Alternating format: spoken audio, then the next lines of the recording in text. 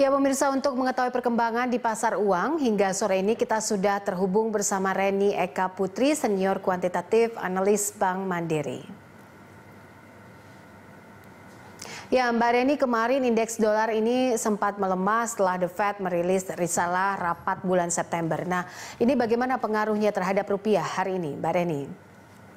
Iya betul Mbak Popi, jadi kalau kita lihat satu hari perdagangan ini di sesi pagi tadi rupiah berhasil kembali melanjutkan penguatan ya, jadi dibuka di level 14.660 per US dollar dan itu adalah sebagai level terkuatnya pada perdagangan hari ini. Kemudian menjelang sore rupiah sedikit mengalami koreksi ya, sehingga kembali ke level 14.700 per US dollar. Kalau kita pantau selama satu minggu ini memang rupiah relatif stabil ya, artinya dapat kembali menguat ke bawah level 14.800 per US dollar. Jadi pergerakan rupiah yang cenderung menguat ini memang tadi salah satunya adalah sentimen eksternal ya, risalah The Fed, di mana di sini The Fed sepertinya memang akan terus melanjutkan kebijakan akomodatif dan kemudian akan berencana menambah kuantitatif easing-nya ya, sehingga di sini aksi jual terjadi terhadap US dollar.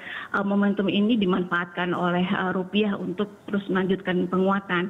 Di samping dari sisi internal sendiri kita lihat memang mulai masuknya kembali aliran asing ke pasar modal, kemudian ada dukungan data-data ekonomi domestik yang memang relatif baik, seperti peningkatan cadangan devisa kita yang levelnya masih cukup tinggi. Kemudian juga kita lihat pantau memang saat ini juga ada resiko domestik juga, namun ini hanya sedikit membayangi pergerakan dari rupiah. Secara overall juga untuk pergerakan hari ini di mata uang Asia ya atau regional, kita lihat juga memang dari sisi mayoritas mata uang Asia juga turut mengalami apresiasi terhadap US dollar.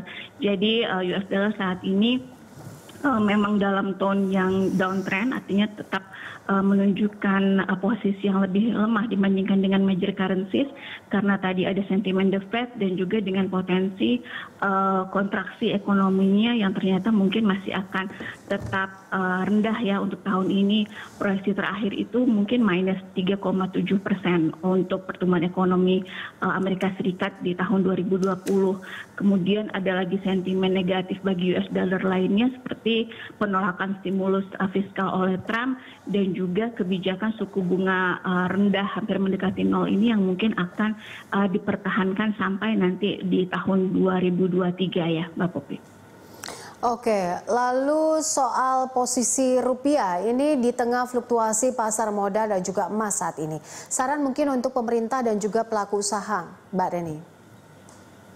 Baik, jadi kalau kita lihat untuk fluktuasi rupiah sendiri di tengah sentimen pasar modal dan juga emas, memang untuk kondisi volatilitas pasar yang masih cukup tinggi, kemudian dengan ketidakpastian yang kita hadapi saat ini di tengah pandemi, pilihan investor saat ini memang terdiversifikasi ya ke instrumen-instrumen yang dinilai dapat memberikan return yang masih menarik, dan instrumen ini cenderung kalau kita lihat mengarah ke safe haven aset seperti emas dan juga pasar obligasi.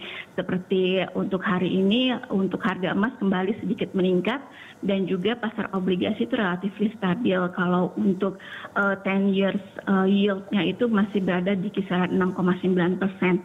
Jadi kalau kita lihat untuk situasi saat ini, memang ini ada balik lagi ke pilihan investor masing-masing ya. Namun kalau kita lihat untuk saat ini, safe haven currency ini memang masih menjadi pilihan oleh pasar.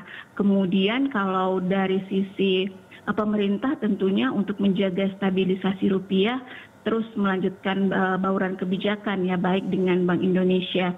Dari sisi pelaku usaha sendiri kita harapkan memang dapat memanfaatkan momentum yang ada saat ini meskipun risiko pandemi masih terus berlanjut ya.